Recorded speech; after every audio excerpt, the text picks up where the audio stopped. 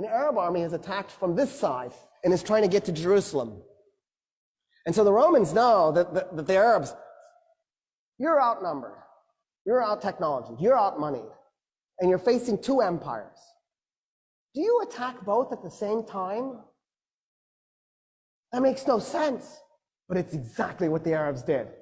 They attacked the two oldest, most powerful empires at the same time, even though they were outnumbered by one, let alone both.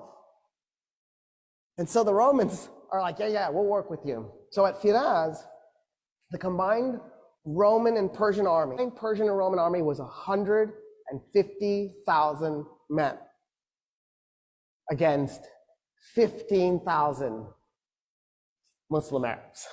Khalid is on the east bank of the Euphrates. The Persians and the Romans are on the west bank. There's a ford and a bridge, which is convenient if you're moving an army. It's nice. And so Khalid needs the Persians and the Romans to cross the river to fight.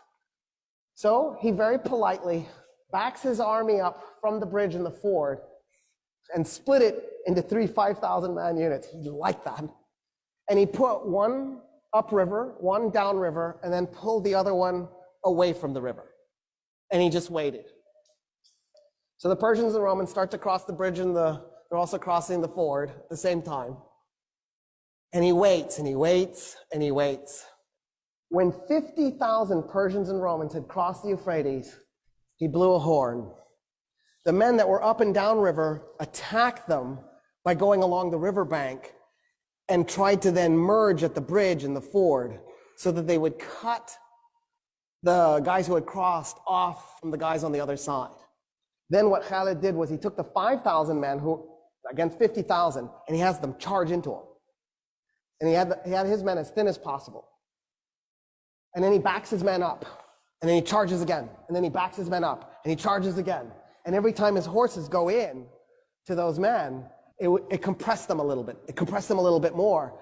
So after a while, the Persians and the Romans are so compressed they can't move their arms, they can't swing their weapons. He's just compacted them together. And they realize what he's done to them. And they panic and they turn around to run back to the river to cross it. 50,000 men turning all at once to stampede. You could hear the bones breaking. And then the Muslim Arabs just went in and started killing them as they were running. By the time the battle was done, 200 Muslim Arabs were dead. 50,000 Persians and Romans were dead.